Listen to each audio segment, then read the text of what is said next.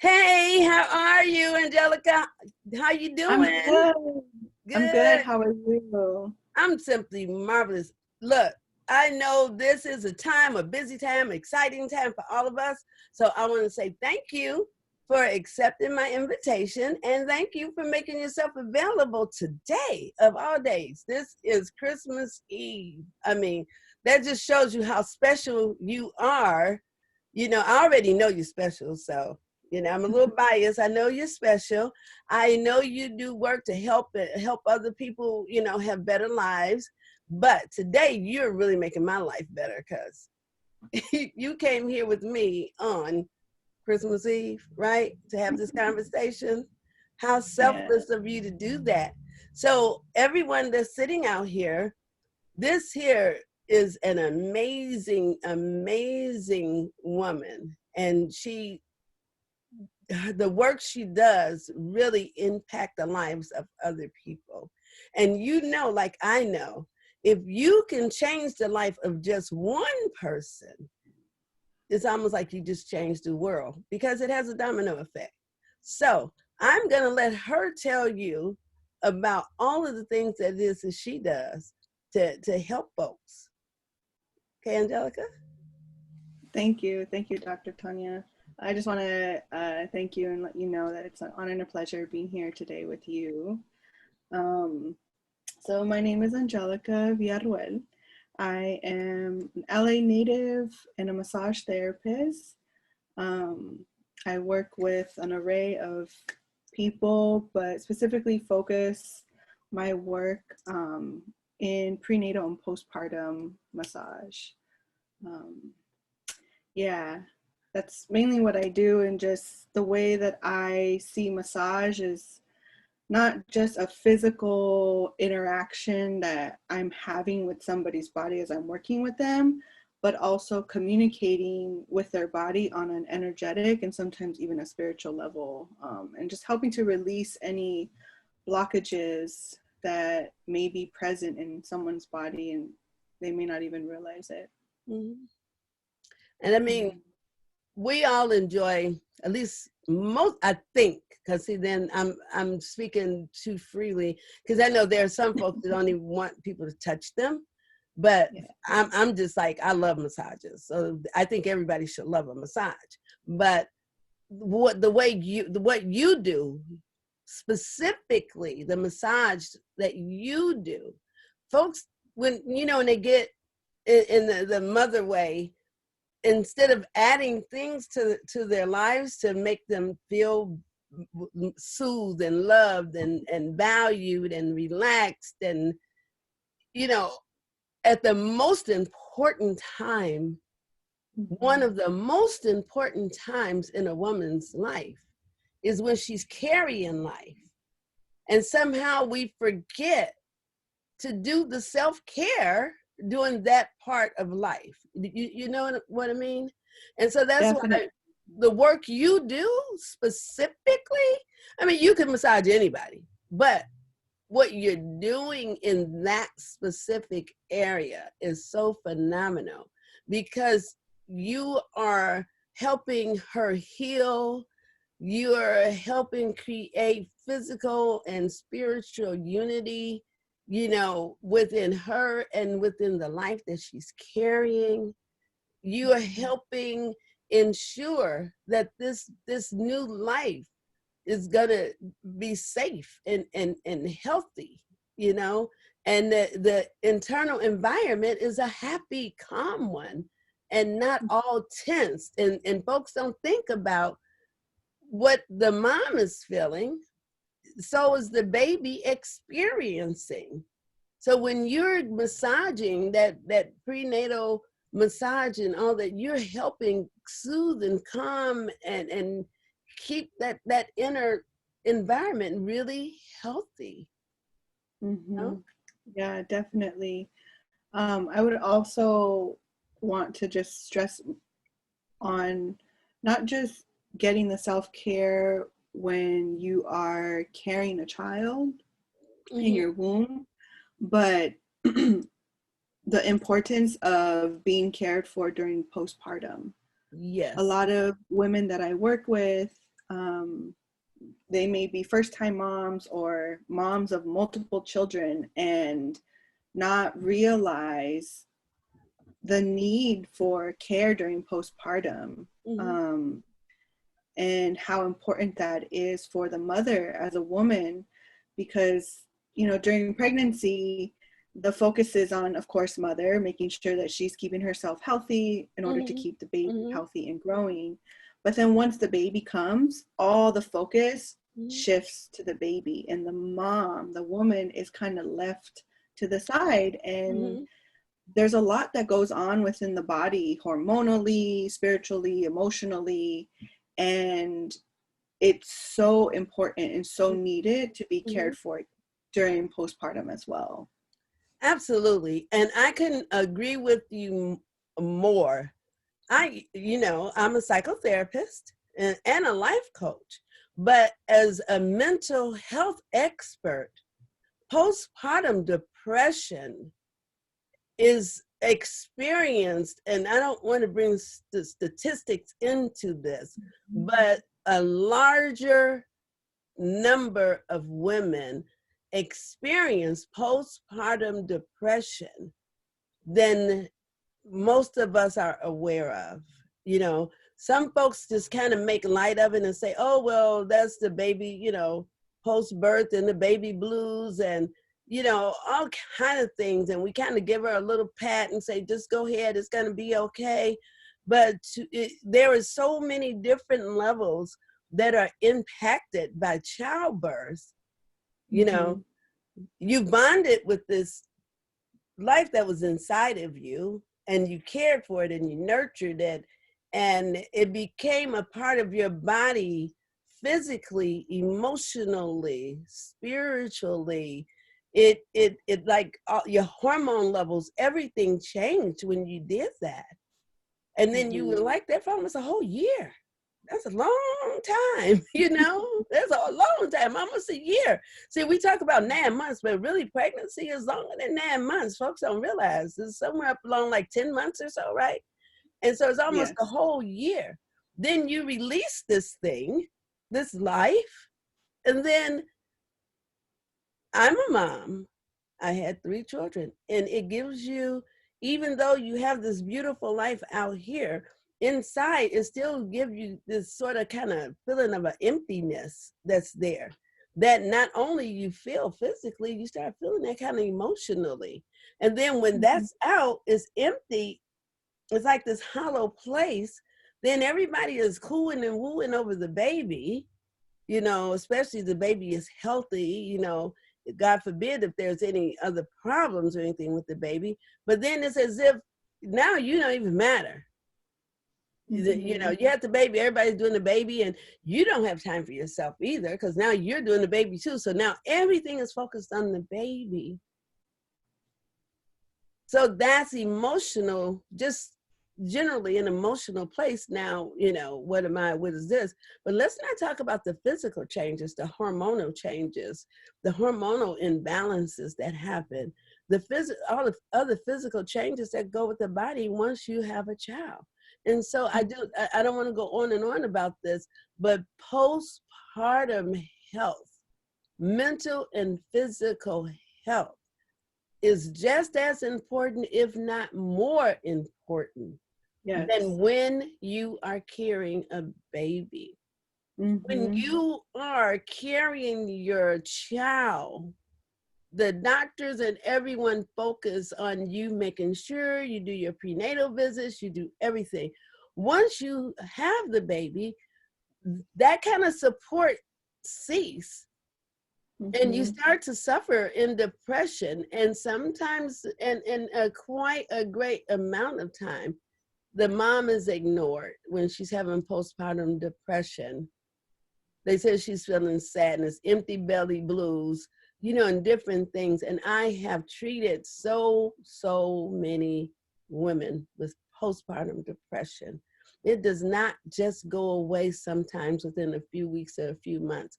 I have Mm-hmm. had women that had postpartum depression that are now having depression, clinical depression, that kind of Mm-hmm. spurred from that event. So it's nothing Yeah. to just flicker about. So again, I don't want to take this, that's a whole nother conversation, you know? So, and that's what this is about. This is critical conversations because they're critical conversations because we're talking about folks' stories. We're talking about your story, your history. You get me? And so I created Critical Conversations as a safe platform to have conversations where you could just kind of tell your story. You know, stories that are not told are like secrets kept. And if Yeah. you tell your story, whatever we're talking about, you know, on the platform, it's like sharing a life experience. It's like giving a life lesson, because when you share your story, you learn something more other than different about yourself, and it's a public platform. You give somebody else an opportunity to connect, and it change and may make a difference in somebody else's life. So that's what Critical Conversations is here, and that's what it is about. So with that said, the conversations that we're having today is connected to 2020. How ironic is that? Yeah. I was having one of my brilliant moments, and I was like, oh yeah, let's have a conversation about 2020. It's been so full. It's been one of the fullest years I've had in my life, and I'm in the senior group. Okay, so I've been here for a while. So 2020 has been really thick. I call it one of my thickest years. With other losses I've had, 2020 has been really thick. So I said, okay, let's do the exit. The exit. How are we going to leave 2020? Let's call this conversation the exit. Reflections on 2020, the exit. You know, I'm being brilliant here coming up with this thing. And then when I thought about that, so what should we talk about? And what I came up with was, how have you been impacted by 2020? What has been your one of your most salient challenges, you know, that you want to share? What has been one of your most notable rewards or wins? Because even in this struggle, we all have had some wins too. You might have to even struggle to see it, but we've all had wins. And then how can you take that challenge and that win and kind of bridge it, make that a bridge to add value to your life in 2021? Yeah, definitely. So I think one of the biggest challenges this year was just surrendering to everything that went on, and you know how this whole year impacted the work that I did, especially in the beginning with this, with, you know, the whole COVID situation. I couldn't provide work, so I had to find ways to just pivot. Like, how do I continue to do this work in a way that is still impactful with the people that I work with? So that was one of the biggest challenges. And I think one of the biggest rewards of this year is just making it to the end, you know, because it was like one thing after another. It was just like, really? Is this really going on?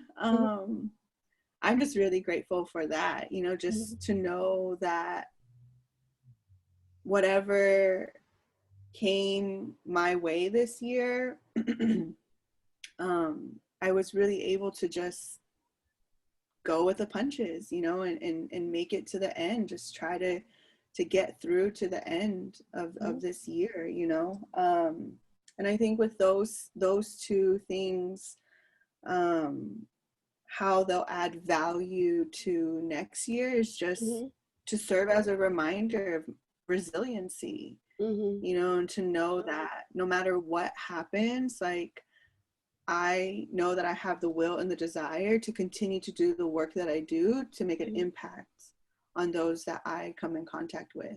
And I think that's my biggest driving force of just like, I'm not going to give up. I'm not going to allow what's going on in the world to stop me from fulfilling the purpose that I've been called to fulfill. Absolutely. Absolutely.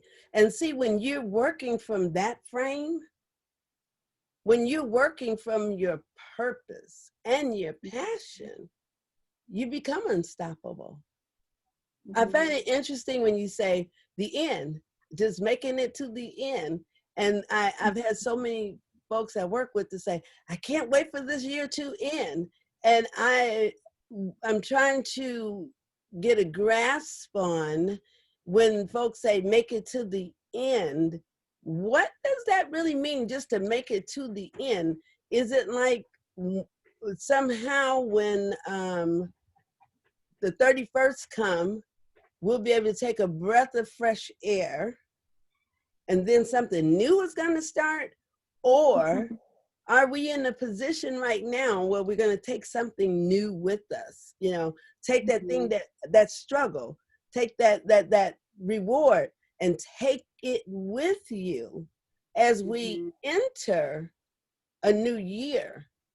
You know, because I Yeah. keep hearing the end, the end, the end. And I keep looking, is there something at the end where we're going to get to close the door and then all of a sudden all of this stuff go away? And that was really some of the premise for this conversation, because like, is there a door that needs to be closed that I'm missing? You get me? It's so funny. Yeah.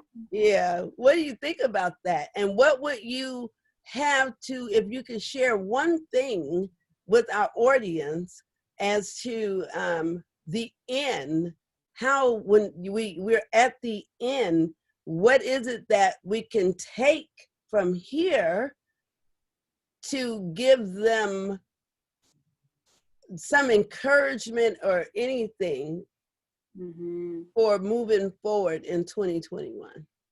Yeah, definitely. Um, well, I feel like there really is no end, right? Mm-hmm.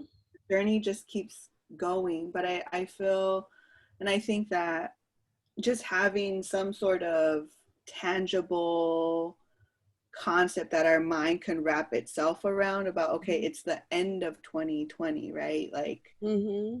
I think that's where it comes from. Like, Mm-hmm. just make it to the end of this, you Mm-hmm. know? Kind of just like passing the baton, like, I'm gonna leave this back here and just keep moving forward in a sense. Mm-hmm. um I think that's where it is for me, because Mm-hmm. there really is no end, there is no destination, you know, because whenever we make it to one marker, it's always like, okay, what's next, you know? Mm-hmm. Mm-hmm. um yeah, I think that's where it is I'm for gonna me. hold And on and use that too, because I think you've given me a level of enlightenment here. With, like I say, folks keep telling me the end, the end, the end, and I can say, okay, what is the end? What is the end? But you know, if I frame it in that way that you're saying, um, the end, it just gives us something tangible to hold on to. It's like if I can get through to the end, I can start over. You know, it's almost like at the end of every year, then New Year's come, and then everybody's setting up New Year's resolutions and stuff like that. It's like, oh, now I get to start over. So that is really something that people may be able to um, hold on to, you know, and manage and say, the end is a place that I can breathe, pause, and then hit the reset into yeah, 2021. So thank you for sharing that. And if folks want to get in touch with you, how can that happen? What do they need to do? well, you could reach me on Instagram at Metzli Massage Therapy, and it's spelled MEZTLI, and then massage therapy. And on there, you can either contact me through text or call or email, and all that information is on the Instagram page. Okay. And for those of you who don't know who I am Dr. Tanya Gilbert, and you can find me on all social media platforms as Dr. Tanya Gilbert. And if you want to participate in the conversation, if you want to just come up here and talk in this safe space, you can either go to my website, which is drtanyagilbert.com, fill out one of the contact forms, and in the comment section, just put join the conversation. I will personally get back to you and set you up and have an appointment and get into this conversation.